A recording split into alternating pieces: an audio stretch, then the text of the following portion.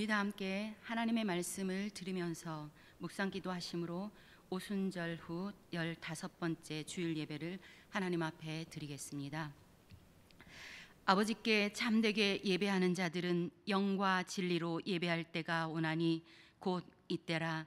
아버지께서는 자기에게 이렇게 예배하는 자들을 찾으시느니라. 하나님은 영이시니 예배하는 자가 영과 진리로 예배할지니라. 아멘.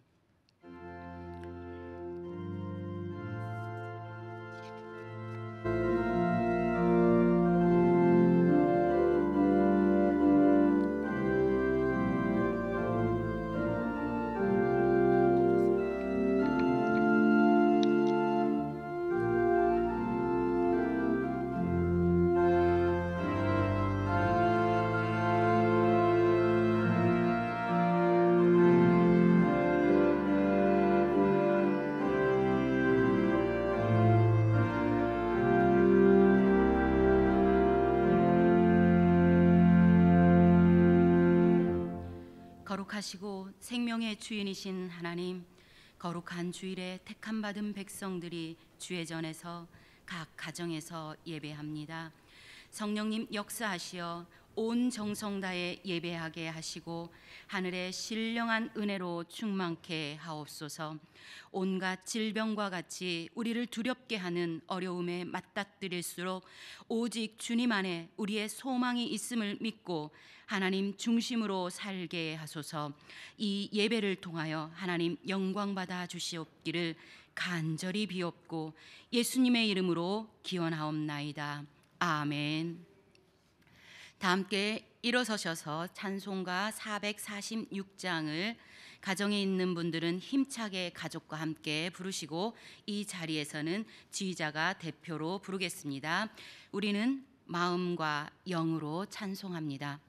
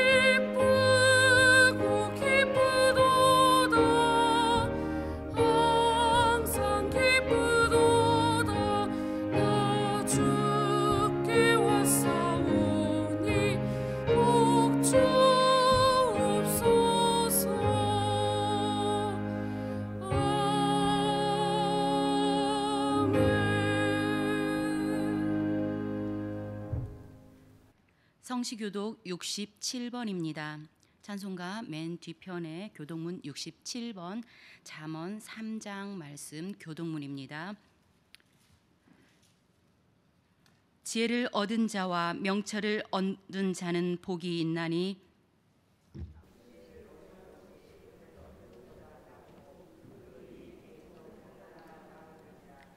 지혜는 진주보다 귀하니 내가 사모하는 모든 것으로도 이에 비교할 수 없도다.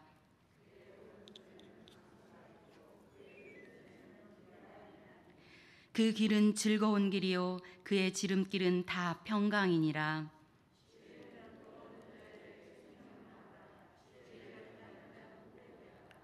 여호와께서는 지혜로 땅에 터를 놓으셨으며 명철로 하늘을 견고히 세우셨고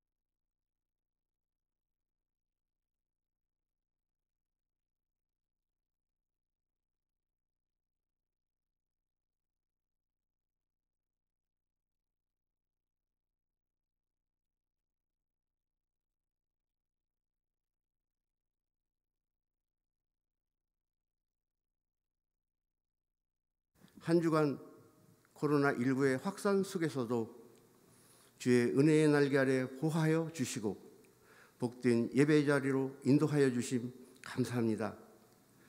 예배 가운데 임하셔서 영광 받으시옵고 이 시간 가정에서 예배드리는 심령들에게도 주님의 동일한 은혜로 덧입혀 주시사 믿음에 믿음을 더하여 주셔서 주님만 온전히 섬기는 기쁨 넘치게 하여 주옵소서.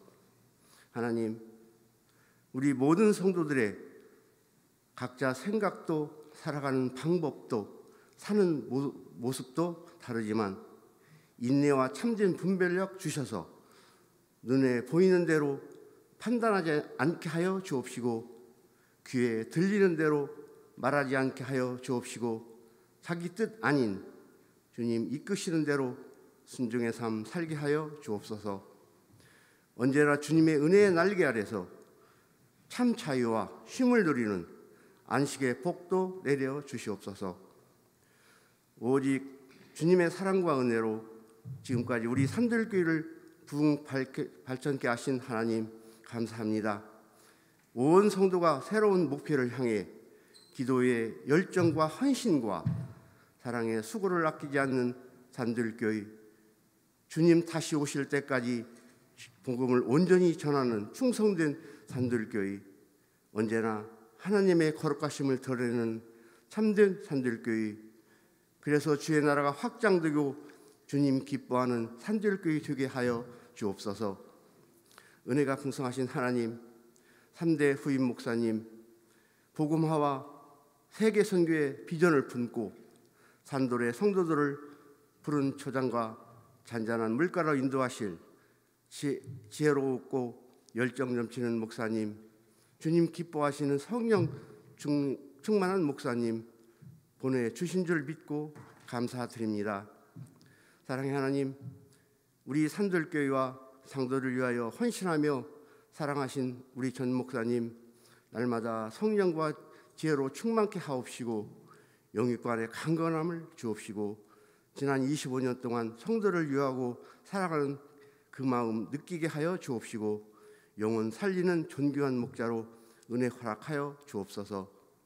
이 시간 말씀을 전하시는 김 목사님, 성령의 권능으로 붙잡아 주셔서 말씀 선포될 때 하나님의 음성으로 듣는 귀한 은혜 주옵시고 하나님의 선하고 온전한 뜻이 무엇인지 분별하도록 은혜 덧입혀 주옵시고 믿음을 지키는 저희들의 영혼이 잘되고 건강 복 누리고 올바른 성도의 길로 나아가는 소망이 차고 넘치는 놀라운 역사 경험하게 하여 주옵소서. 오직 예수 그리스도를 아는 지식으로 승리하는 삶 되게 하시며 우리의 피난처 되시는 예수님의 이름으로 기도합니다. 아멘.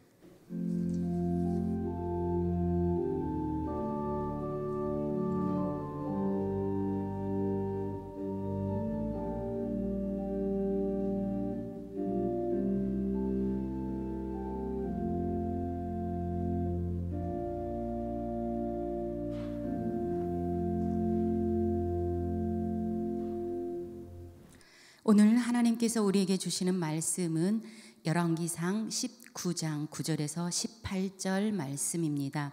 구약성경 550쪽 열왕기상 19장 9절에서 18절 말씀을 찾아서 여러분 의자 앞에 놓으시고 다 함께 일어나서 겸손하게 하나님의 말씀을 아멘으로 받습니다. 제가 봉독합니다. 엘리야가 그곳 굴에 들어가 거기서 머물더니 여호와의 말씀이 그에게 임하여 이르시되 엘리야야 내가 어찌하여 여기 있느냐. 그가 대답하되 내가 만군의 하나님 여호와께 열심히 유별하오니 이는 이스라엘 자손이 주의 언약을 버리고 주의 제단을 헐며 칼로 주의 선지자들을 죽였음이오며 오직 나만 남았거늘 그들이 내 생명을 찾아 빼앗으려 하나이다. 여호와께서 이르시되 너는 나가서 여호와 앞에서 산에 서라 하시더니 여호와께서 지나가시는데 여호와 앞에 크고 강한 바람이 산을 가르고 바위를 부수나 바람 가운데 여호와께서 계시지 아니하며 바람 후에 지진이 있으나 지진 가운데에도 여호와께서 계시지 아니하며 또 지진 후에 불이 있으나 불 가운데에도 여호와께서 계시지 아니하더니 불 후에 세미한 소리가 있는지라. 엘리야가 듣고 겉옷으로 얼굴을 가리고 나가 굴 어귀에 섬에 소리가 그에게 임하여 이르시되 엘리야야 내가 어찌하여 여기 있느냐. 그가 대답하되 내가 만군의 하나님 여호와께 열심히 유별하오니 이는 이스라엘 자손이 주의 언약을 버리고 주의 제단을 헐며 칼로 주의 선지자들을 죽였음이오며 오직 나만 남았거늘 그들이 내 생명을 찾아 빼앗으려 하나이다. 여호와께서 그에게 이르시되 너는 내 길을 돌이켜 광야를 통하여 다메섹에 가서 이르거든 하사엘에게 기름을 부어 아람의 왕이 되게 하고 너는 또 님시의 아들 예후에게 기름을 부어 이스라엘의 왕이 되게 하고 또 아벨무올라 사밧의 아들 엘리사에게 기름을 부어 너를 대신하여 선지자가 되게 하라. 하사엘의 칼을 피하는 자를 예후가 죽일 것이요 예후의 칼을 피하는 자를 엘리사가 죽이리라. 그러나 내가 이스라엘 가운데에 7,000명을 남기리니 다 바알에게 무릎을 꿇지 아니하고 다 바알에게 입맞추지 아니한 자니라. 아멘. 이 말씀은 하나님의 말씀입니다. 앉으시기 바랍니다.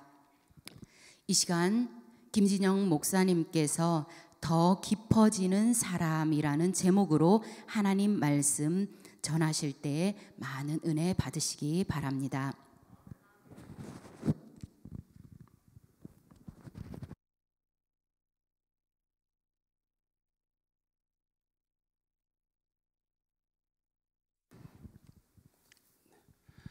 할렐루야.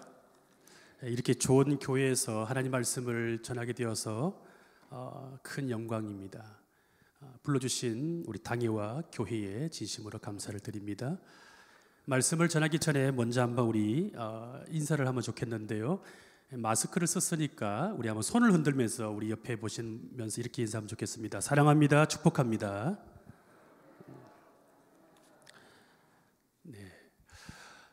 네. 우리 인생이 늘 승승장구하면 얼마나 좋겠습니까? 늘 이기고 늘 잘 되면 정말로 좋겠지만 우리 인생은 그렇지가 않습니다. 엘리야를 통해서 이것을 알 수 있습니다. 엘리야는 850대 1로 싸워서 이길 만큼 능력이 대단한 선지자였습니다. 가뭄도 멈추게 할 만큼 영권이 대단한 사람이었는데 19장에 와서 엘리야는 전혀 다른 모습을 보입니다. 로뎀나무 아래에서 죽기를 원합니다. 그 정도로 나약해진 모습, 앞장까지만 해도 하늘을 뒤흔드는 그런 놀라운 능력을 가졌던 이 엘리야가 19장에 와서 우울증과 영적 침체가 극심에 달합니다. 낙심한 모습, 완전히 탈진한 모습을 보입니다. 이 엘리야가 너무나 피곤하여서 잠을 잤는데 천사와 음식의 도움으로 힘을 얻어서 다시 일어나서 호렙산에 갔습니다. 하지만 엘리야는 여전히 마음 상태가 정상이 아니었습니다. 그래서 이전의 담대함은 온데간데 없고 굴에 들어가서 숨어버립니다. 엘리야의 이런 나약한 모습은 무엇 때문일까요? 무엇 때문에 엘리야가 이렇게 나약한 모습으로 바뀌었을까요?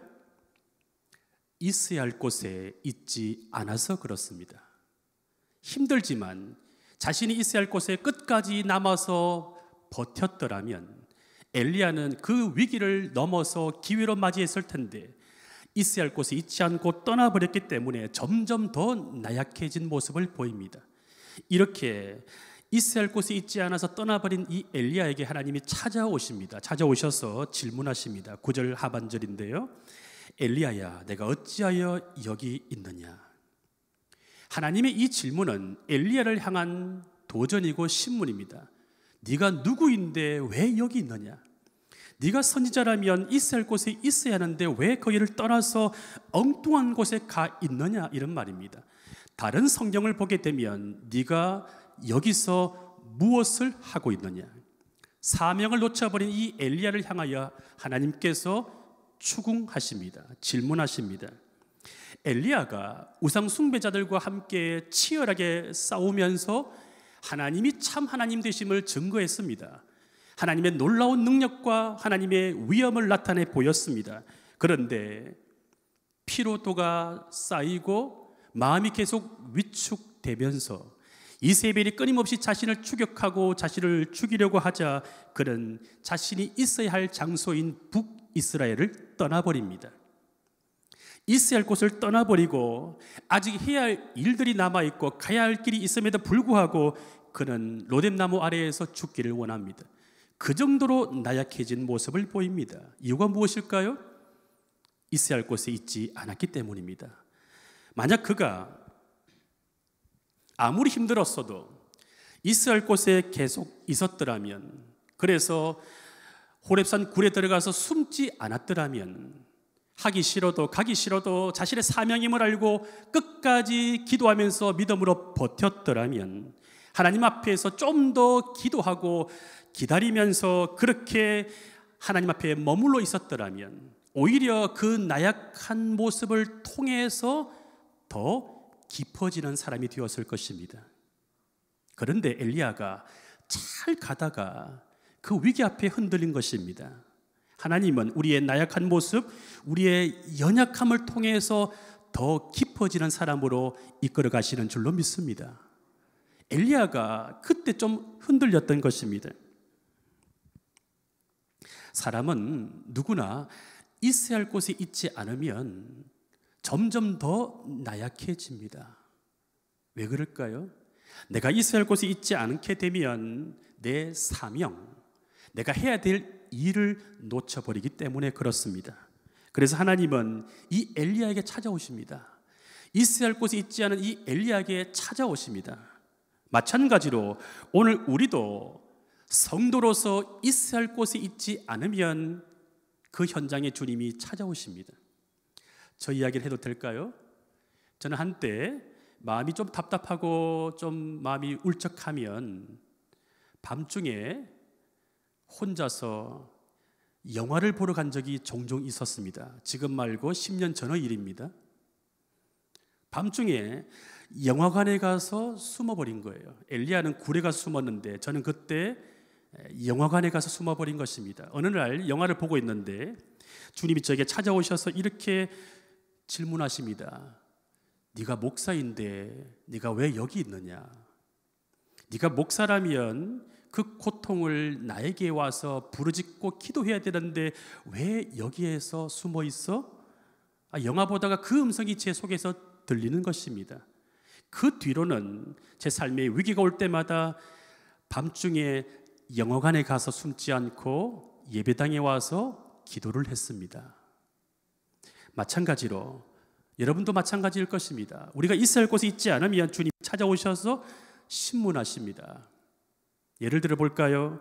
TV, 유튜브, 카페, 맛집, 헬스클럽, 탁구장, 찜질방, 기타 등등 우리가 숨어 있으면 내 마음이 편안해지는 공간이 다 한두 개 있을 것입니다.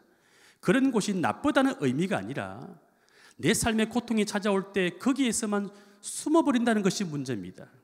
기도로 돌파하지 않고 하나님 앞에 머물러 있지 않고 내 삶의 고통을 그런 곳에 숨어 있어서 잊으려고 하는 것이 문제가 될 수 있다는 거예요. 우리가 숨는다고 해서 우리의 일이 없어지는 것이 아닙니다. 숨는다고 해서 내 숙제가 없어지는 것이 아닙니다. 잊을만 하면 하나님이 찾아오셔서 다시 숙제 검사를 하시는 거예요. 내 당대의 숙제를 검사받지 못하면 내 자녀 세대가 광야 가운데 그 숙제 검사를 해야 됩니다. 하나님은 끊임없이 이 엘리야를 추궁하시면서 하나님의 목적을 따라 끌고 가십니다. 엘리야는 이 숙제가 하기 싫어서 호렙산 굴에 들어가서 숨어버렸습니다. 너무 지쳐버렸으니까 낙심한 나머지 굴에 들어가서 숨어버렸고, 그때 하나님이 찾아오셔서 질문하시는데 이 엘리야가 제대로 대답을 하지 못합니다. 오히려 그는 자기 자랑을 늘어놓으면서 하나님께 이스라엘을 고발합니다. 하소연을 합니다. 본문 10절을 한번 보실까요? 그가 대답하되 내가 만군의 하나님 여호와께 열심히 유별하오니 이는 그 이유는 이스라엘 자손이 주의 언약을 버리고 주의 제단을 헐며 칼로 주의 선지자들을 죽였음이오며 오직 나만 남았거늘 그들이 내 생명을 찾아 빼앗으려 하나이다. 여러분, 정말로 엘리야만 남았을까요? 실제로 엘리야만 남은 것이 아닙니다. 엘리야와 함께 싸우지는 못했지만 오바댜가 숨겨놓은 선지학교 생도들 100명이나 남아 있었습니다. 그리고 엘리야의 후계자 엘리사도 남아 있었고, 하나님께 순결한 사람들, 바알에게 무릎 꿇지 않은 7,000명도 남아 있었습니다. 그러니까 오직 나만 남았거늘, 이 말은 엘리야의 피해의식이고 자기 기만입니다. 낙심한 나머지 자기 혼자 해석하는 것이죠. 엘리야는 누구보다도 하나님의 일에 더 헌신했는데 왜 이렇게 나만 쫓기는 신세가 되었는지, 왜 나만 남게 되었는지 낙심한 것입니다. 이런 엘리야의 모습은 오늘 우리의 모습입니다. 우리도 낙심할 때가 있습니다. 하나님을 위해서 내가 더 헌신했는데, 내가 더 수고했는데 사람들이 몰라주면 낙심하게 됩니다. 그 낙심이 오래되면 지치게 됩니다. 지치다 보면 털썩 주저앉아 버립니다. 한번 주저앉아 버리게 되면 어떤 분들은 영영 못 일어설 때도 있습니다. 여러분, 그럴 때 한번 생각해 보셨습니까? 지금 내가 어디에 서 있는가? 한번 따라해 보시겠습니까? 지금 내가 어디에 서 있는가? 나는 이 고난을 통해서 더 깊어지는 사람인가? 스스로 질문해 보아야 합니다. 그렇다면 어떻게 해야 지금 내가 서 있는 그 자리에서 다시 일어설 수 있을까요? 어떻게 하면 낙심을 이기고 더 깊어지는 사람으로 성장할 수 있을까요? 하나님께 직면해야 합니다. 하나님 앞에 서 있어야 합니다.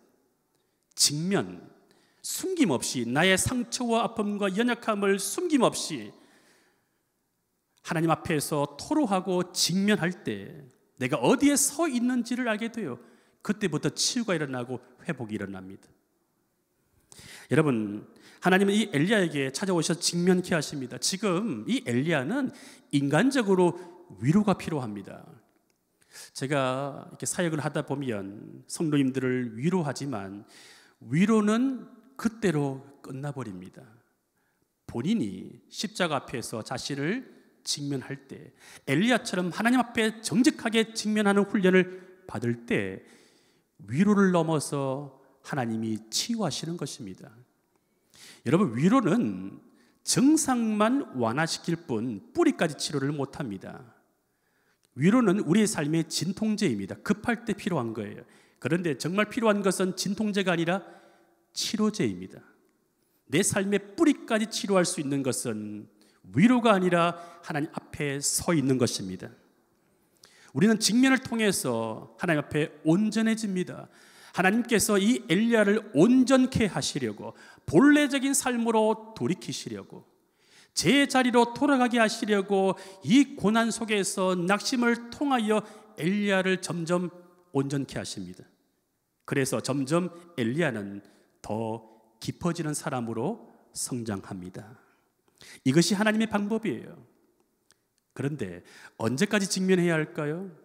언제까지 내가 하나님 앞에 서 있어야 하겠습니까? 내가 언제까지 십자가 앞에서 눈물로 기도해야 할까요? 언제까지 서 있어야 할까요? 오늘 본문을 깊이 묵상해 보면 정답이 있습니다. 세미한 음성이 들릴 때까지. 바깥에서 들어오는 그런 표적이나 환경의 변화가 아니라 내 속에서, 내 심령 속에서 나오는 세미한 음성이 들릴 때까지 직면해야 합니다. 하나님 앞에 서 있어야 됩니다. 그래서 12절을 보게 되면 세미한 소리가 있는지라, 이 구절이 나오는데 이 구절이 너무나 중요합니다. 하나님은 엘리야에게 예전에는 표적을 통하여 나타나셨습니다. 그런데 엘리야가 낙심을 통해서 더 깊어지는 사람으로 빚어지기 위해서 하나님이 표적으로 나타나시지 않고 무엇으로 나타나셨습니까? 세미한 음성으로. 세미한 음성으로 하나님이 자신을 나타내 보이십니다. 엘리야가 이 음성을 듣고 나서 비로소 자기를 돌아보기 시작합니다. 그 전에는 사역하는 일에 즐거움을 느끼고 너무 바쁜 나머지 자기를 돌아보지 못했는데, 하나님이 표적을 통해서 나타나시지 않고 긴 침묵과 부재하심을 통하여 엘리야가 겸손해질 때 내적인 음성을 통하여 세미한 음성으로 하나님이 역사하시고 나타나십니다. 이렇게 하늘의 음성이 들리니까 자기를 돌아봅니다. 엘리야가 자기를 돌아보는데, 여러분, 이 엘리야를 보게 되면 우리가 한 가지 깨닫는 것이 있습니다. 하나님의 일에 열심인 사람들일수록 하나님의 음성을 잘 듣지 못한다는 것입니다. 엘리야처럼 영적인 엘리트일수록 자신의 머리와 재능과 실력을 믿고 하나님의 음성을 잘 놓칩니다. 이런 사람들은 자신의 능력으로 평가받기를 원하기 때문에 하나님과의 관계보다는 성과에 관심이 많은 것입니다. 하나님은 성과에 관심이 있지 않고 관계에 관심이 있습니다. 하나님은 우리와의 관계, 하나님은 우리의 아버지가 되시고 우리가 하나님의 자녀가 된다면, 내가 그것을 신뢰할 수만 있다면, 내가 어디에 있든지 반드시 하나님 아버지께서 나를 신실하게 이끌어 주실 줄로 믿습니다. 이 관계가 중요합니다. 나는 아무것도 아니고 오직 주님이 내 삶의 모든 것 되실 때 주님이 다 일을 행하시는 줄로 믿습니다. 엘리야는 이 삶의 위기가 오자 비로소 깨달았습니다. 그 전에는 자신의 능력과 자신의 감각과 자신의 실력을 통해서 하나님의 일을 한 줄로 알았는데, 자신이 낙심에 찾아오고 위기가 찾아오니까 그게 아니었음을 깨달은 것입니다. 그 깨달음의 정점이 바로 세미한 음성인 것입니다. 한번 따라해 보시겠습니까? 세미한 음성. 엘리야가 이 음성을 듣고 나서 삶의 전환점이 만들어집니다. 우리 인생 가운데 이 전환기가 찾아옵니다. 사춘기 아이들도 전환기고, 군대를 가는 것도 전환기고, 결혼도 전환기고, 중년도 전환기고, 노년기도 전환기고, 인생 가운데 늘 전환기는 찾아옵니다. 이 전환기는 어떻게 보면 우리 인생 가운데 기회이지만 동시에 위기입니다. 그 전환기를 맞이할 때 내면 깊은 곳에서 하나님의 음성을 들을 수 있을 만큼의 영성이 만들어지면 그 전환기는 잘 넘어가게 되고 더 깊어지는 사람으로 성장하게 될 줄로 믿습니다. 그런데 여러분, 중요한 것이 있습니다. 이 전환기를 머리로는 다 압니다. 내가 하나님을 잘 믿어야 되고 내 직분에 맞게끔 살아야 되고 다 압니다. 그런데 삶이 따라오지 않습니다. 왜 그럴까요? 우리가 살아있어서 그렇습니다.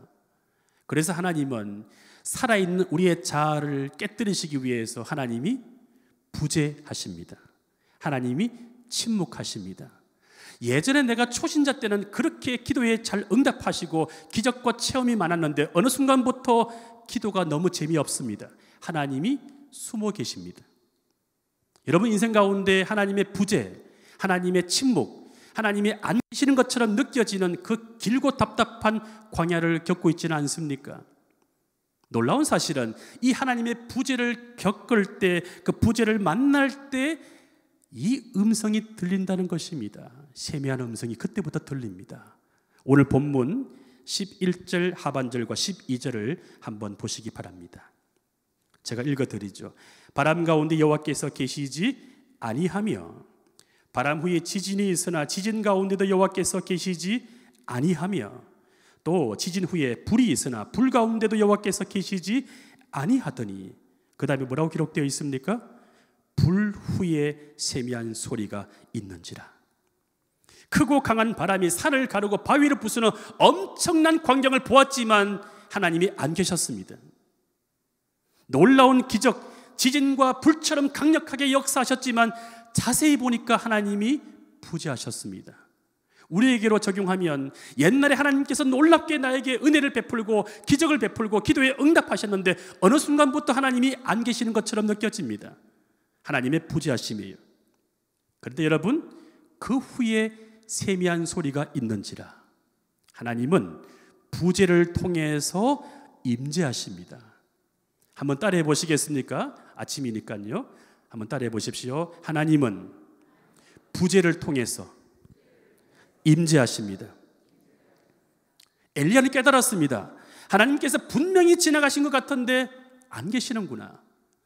강한 바람이 불었고 지진이 일어났고 엄청난 표적, 불 가운데도 하나님이 계시는 줄 알았는데 자세히 보니까 안 계시는구나. 그런데 그 고통과 그 부재하심을 견디고 기다렸더니 그 후에 세미한 음성이 있는 것이구나.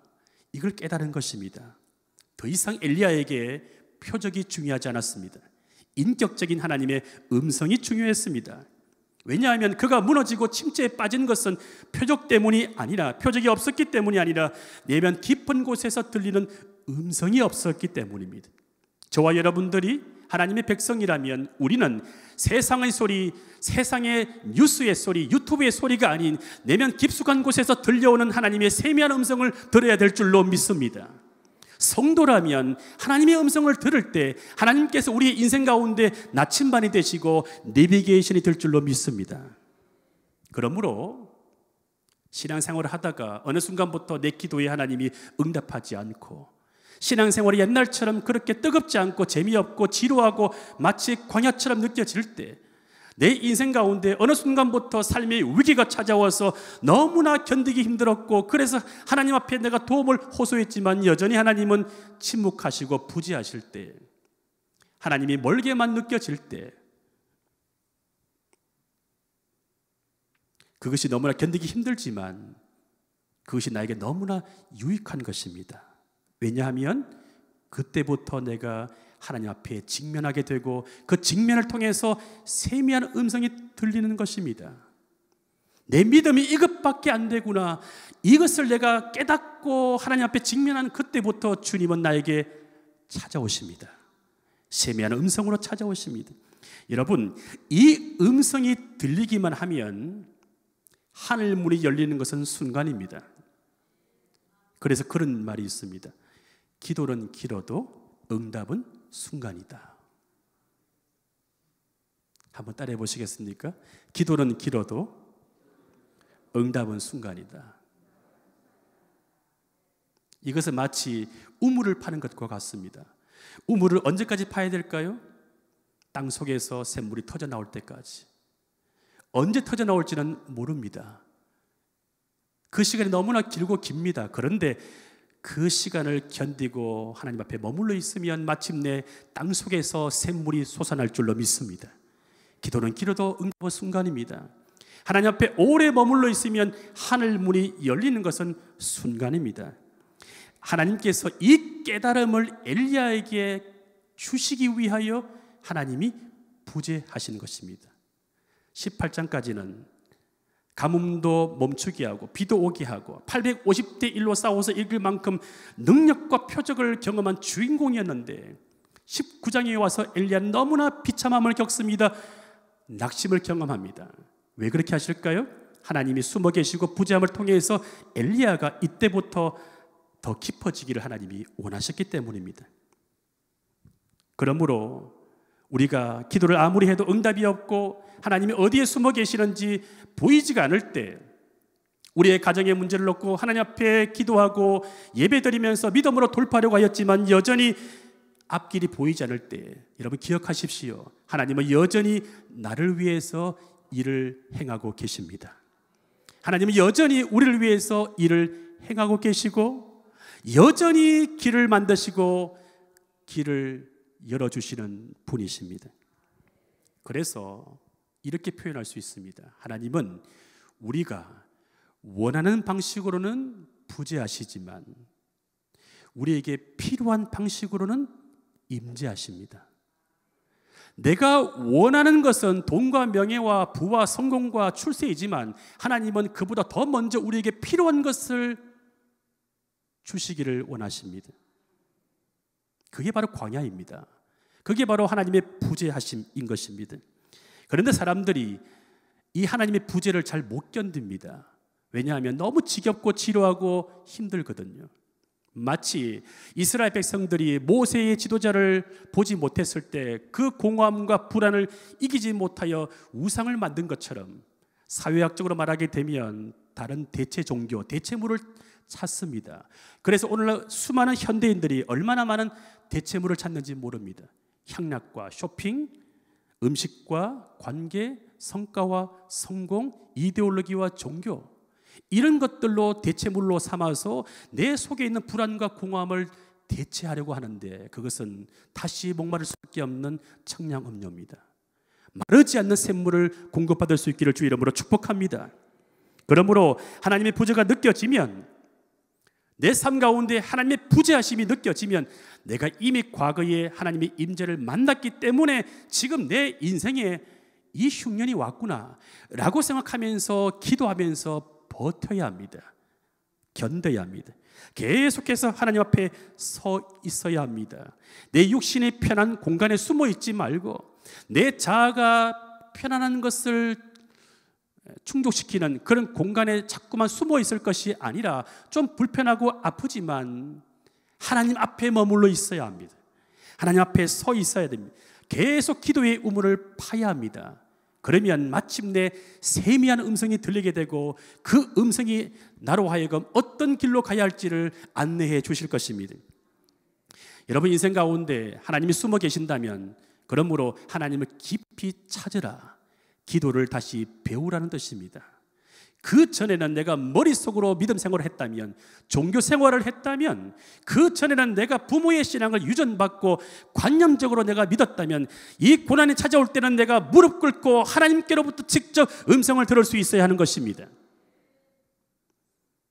하나님이 진정 내 아버지가 되실 수 있는, 엘리야의 고백처럼 나의 하나님이 되실 수 있도록 그렇게 처절하게 하나님 앞에 머물러 있을 때, 그렇게 하나님께 직면할 때, 그때 하나님과 나와의 숨바꼭질이 끝나버립니다. 하나님과 나와의 숨바꼭질이 끝나게 되면 하나님이 내가 되고 내가 하나님이 되면서 하나님과 내가 연합되는 놀라운 은혜와 신비를 경험하게 될 줄로 믿습니다. 엘리야가 이 음성을 듣고 나서 반응을 보입니다. 13절을 한번 보십시오. 13절 상반절입니다. 엘리야가 듣고 어떻게 합니까? 겉옷으로 얼굴을 가리고 나가서 굴 어귀에 서매. 엘리야가 이 세미한 음성을 듣고 나서 어떤 행동을 합니까? 겉옷으로 얼굴을 가리고. 이게 무슨 말일까요? 하나님이 너무나 임재하시니까, 깨닫고 나니까 두려운 것입니다. 경외심. 하나님이 안 계시는 줄 알았는데, 하나님이 예전에는 나에게 표적으로 역사하셨지만 지금은 하나님이 숨어 계시고 안 계시는 줄로 알았는데 알고 보니 그게 아니었군요. 하나님이 계셨군요. 이걸 깨닫고 나니까 놀란 것입니다. 그래서 하나님께서 이 엘리야에게 다시 질문하십니다. 13절 하반절입니다. 엘리야야, 내가 어찌하여 여기 있느냐?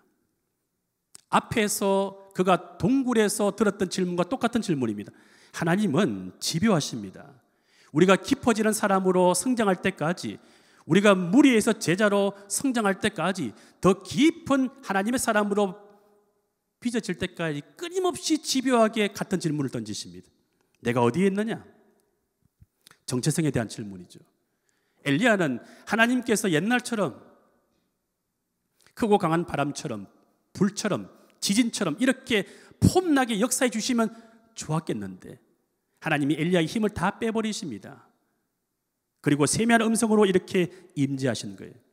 이때까지만 해도 엘리야는 아직 온전하게 더 깊어지지는 못했습니다. 그래서 엘리야가 똑같은 대답을 반복합니다. 14절 말씀을 한번 여러분들이 큰 목소리로 읽어주시면 고맙겠습니다. 14절 시작.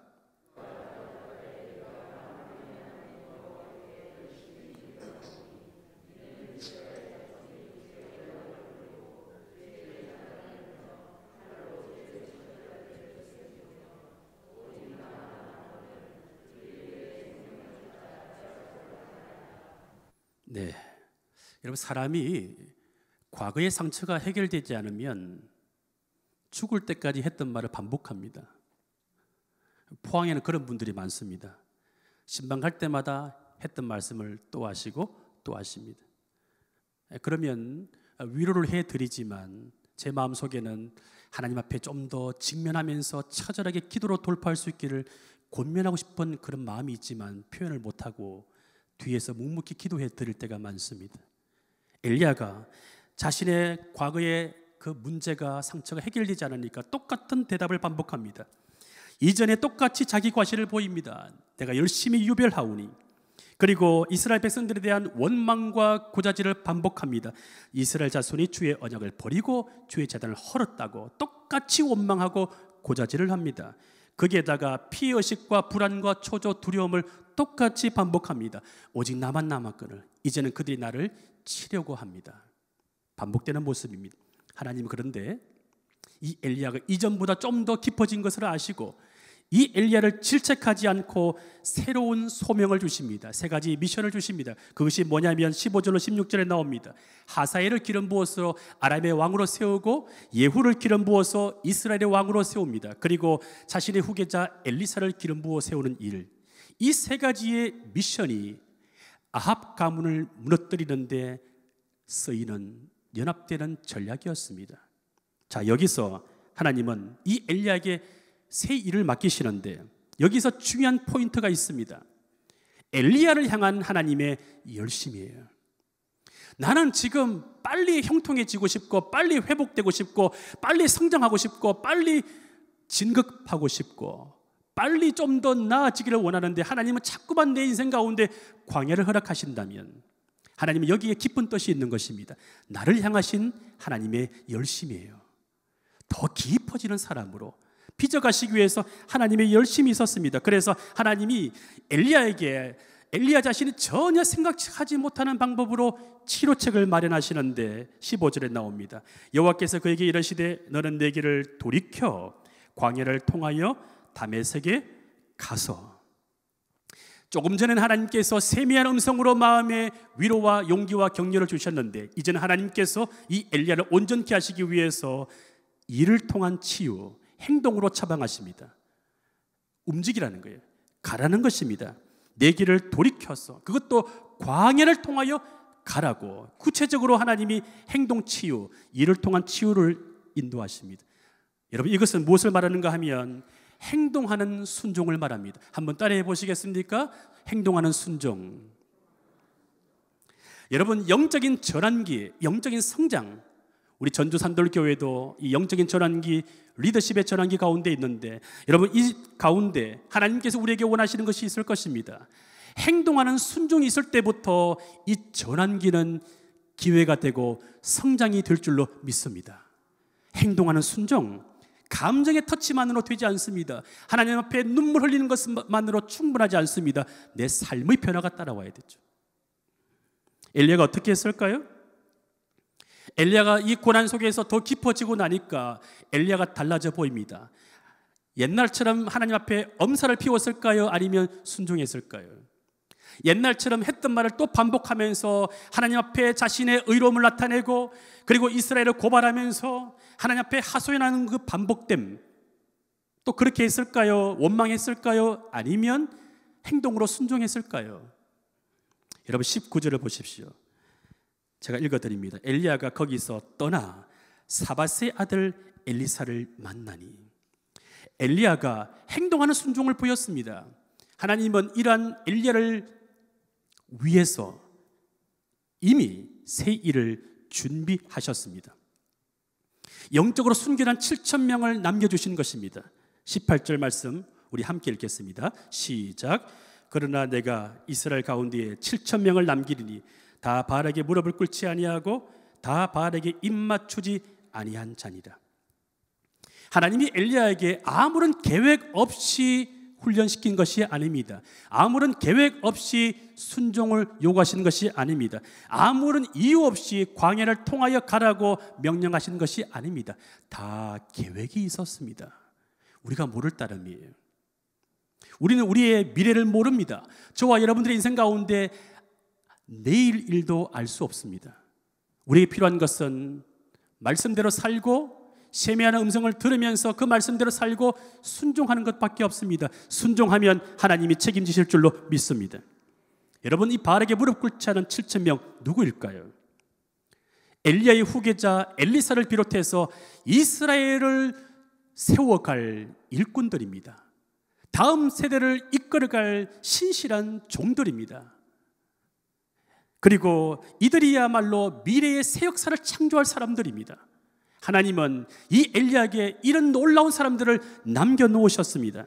지금 엘리야가 많은 사역으로 지쳤지만, 그래서 하나님 앞에 원망도 했지만, 그럼에도 불구하고 좌충우돌이 있었지만 그럼에도 불구하고 그가 점점 더 깊어지는 사람이 되고 끝까지 하나님 앞에 머물러 있었을 때, 끝까지 하나님께 홀로 남았을 때 하나님은 그 고난을 통하여 이 엘리야를 더 깊어지는 사람으로 만드셨고, 그래서 엘리야에게 이제 그릇이 되었으니까 7,000명을 남기신 것입니다. 여러분 놀랍지 않습니까? 결국 하나님은 이 엘리야에게 7,000배의 응답을 주신 것입니다. 한 사람이 하나님 앞에 믿음으로 살고 더 깊어지는 영성을 갖게 되면 하나님은 7,000배로 응답하십니다. 그 훈련을 통과하기 전까지는 하나님이 부재하셨고 기도에 응답하지 않으셨고, 이전처럼 하나님께서 화려하게 자신을 나타내 보이도록 도와주지 않으셨지만, 엘리야가 점점 내면에 깊어지고 난 뒤에, 그릇이 만들어지고 난 뒤에는 하나님이 7,000명의 동역자들을, 남은 자들을 붙이신 사건입니다. 놀라운 은혜죠.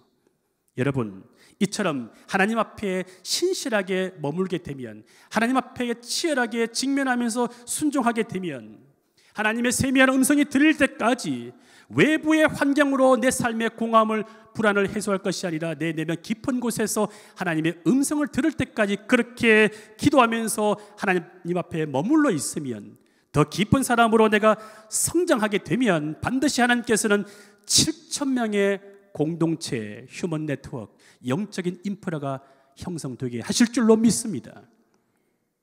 이 놀라운 광경, 여러분, 이 7,000명은 숫자의 의미도 있지만 다른 말로 하게 되면 7이 완전수이기 때문에 7,000배 충분히 남아있다는 것입니다. 충분히 남아있다. 즉 엘리야 한 사람이 고난을 통하여 하나님 앞에 충분하게 머물러 있으니까, 하나님 앞에 끊임없이 충분히 머물러 있고 직면하면서 순종했더니 하나님의 부재하심이 있고 하나님이 숨어 계시고, 그 답답함과 곤고함 속에서도 좌충우돌, 원망과 흔들림이 있었지만 그럼에도 불구하고 그렇게 충분히 남아 있었더니 마침내 하나님께서 남은 자들을 충분하게 남기신 것입니다. 오늘 여러분들 한 사람이 이곳에 예배를 드리지만 여러분들 후손들은 상상할 수 없을 만큼 남아있는 사람들입니다. 전주시 인구가 66만 명이라면 이 전주 산돌교회가 그들을 위해서 하나님 앞에 남아있을 때 하나님께서 이 교회를 통하여 구원의 방주로 역사해 주실 줄로 믿습니다. 하나님은 자신에게 남은 자들에게 남은 자들을 붙이십니다. 저는 이 말씀을 묵상하면서 한 가지 소망이 생겼습니다. 우리나라에 세상에 무릎 꿇지 않은 다음 세대 7,000명을 하나님께서 예비해 주셔서 저 북한 땅을 재건하는 세대로 키워 주시기를, 우리의 다음 세대가 세상에 무릎 꿇지 않고 이 엘리야의 영성을 통하여 하나님 앞에 머물러 있게 된다면 그들이야말로 북한 땅을 재건하는 세대로 쓰임받게 될 것입니다. 그런 비전이 우리 교회 가운데 있다면 부모 세대가 고생하더라도 엘리야처럼 어느 순간부터 하나님께서 내 삶 가운데 고난 속에 광야 가운데 내몰지라도 기도에 응답하지 않고 긴 침묵 속에서 정말로 기도의 우물을 파는 것이 너무나 힘들게 느껴지더라도, 그 고난이 있을지라도, 그래서 낙심되는 일이 있을지라도 끊임없이 다른 곳에 가서 숨어 있지 않고 하나님 앞에 숨어 있기만 한다면 마침내 하나님께서 우리의 자녀 세대를 통하여 이 놀라운 은혜를 허락하여 주실 줄로 믿습니다. 또 한 가지 소망이 생겼습니다. 우리 전주 산돌교회, 이 교회가 이 도시의 1%를 복음화시킬 수 있는, 그래서 교회를 통하여 이 땅 가운데 하나님의 살아계심을 나타내 볼 수 있는 거룩한 남은 자 공동체가 될 수 있기를 주의 이름으로 축복합니다. 기도하겠습니다. 하나님 아버지, 어떠한 형편에 있든지 있어야 할 곳을 떠나지 않고 더욱 깊어지는 사람으로 성장하도록 도와주옵소서. 세미한 음성이 들릴 때까지 바깥 사람들의 소리가 아니라, 뉴스와 유튜브의 미디어의 소리가 아니라 내면 깊은 곳에서 세미한 음성이 들릴 때까지 깊어지는 사람이 되어 마침내 하나님께서 나와 함께할 사람들, 나를 도와줄 사람들, 세상에 무릎 꿇지 않은 사람들을 통하여 하나님의 나라가 확장되는 놀라운 은혜 7,000배의 응답을 받는 역사가 나타나게 하여 주옵소서. 예수님의 이름으로 기도하옵나이다. 아멘.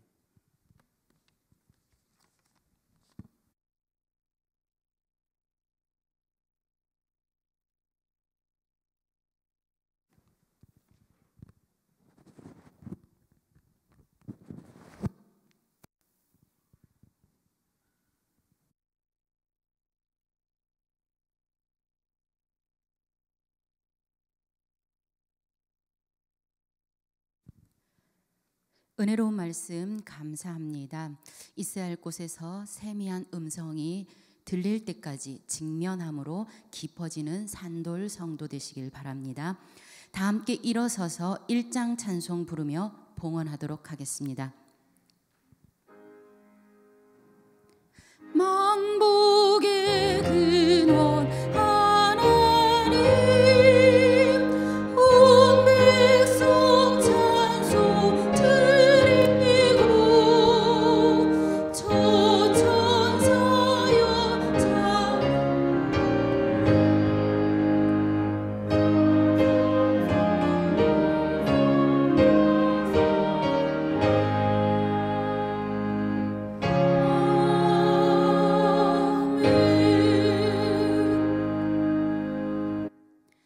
만복의 근원이신 하나님 아버지 감사합니다. 거룩한 주님의 날에 가정에서 주의 전에서 몸과 마음과 정성 모두어 예배드리며 하나님 앞에 귀한 예물 바칩니다. 쓰고 남아 드림이 아님을 주님께서 아시오니 이 시간 정성껏 드리는 우리의 예물과 우리의 삶을 받아 주시옵소서. 귀한 예물 구별하여 바칩니다.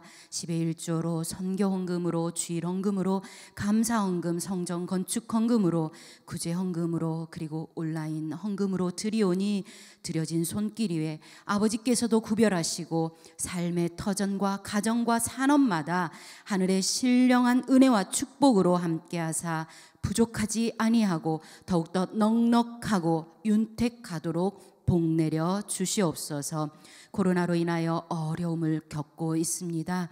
하나님 굽어 살펴주시고 은혜 내려주시어서 이 어려운 시기 잘 이겨내도록 도와주시옵소서. 예수님의 이름으로 감사하옵고 봉헌기도 드리옵나이다. 아멘.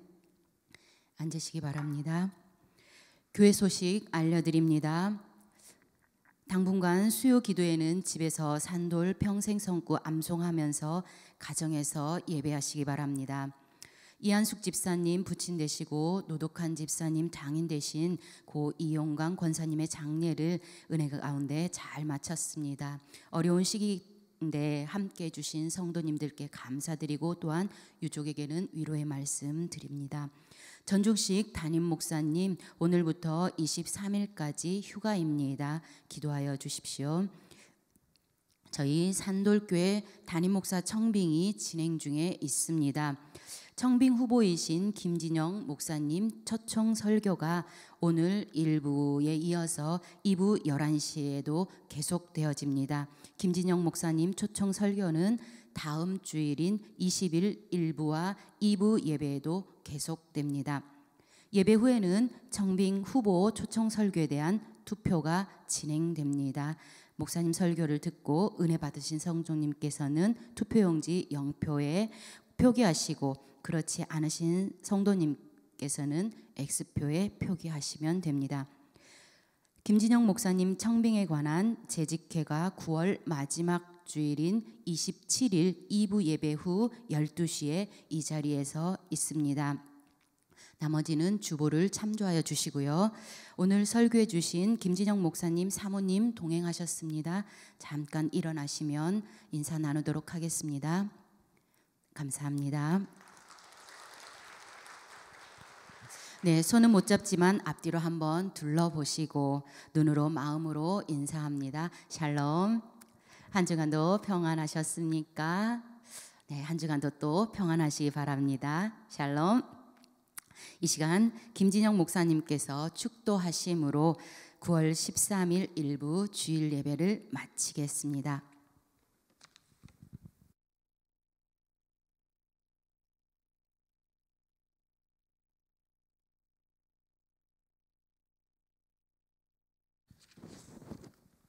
지금은 우리 주 예수 그리스도의 은혜와 하나님 아버지의 놀라우신 사랑하심과 보혜사 성령님의 감동, 교통, 충만 역사, 인도하심이 하나님의 부재하심을 겪고 고난 속에 있을 때 세미한 음성으로 들릴 때까지 하나님 앞에 머물러 있으면서 더 깊어지는 사람이 되어 마침내 7,000명의 동역자 7,000배의 응답을 받기로 소망하는 사랑하는 모든 주의 백성들 머리 위에 이제로부터 영원토록 함께 없으기를 축원하옵나이다. 아멘.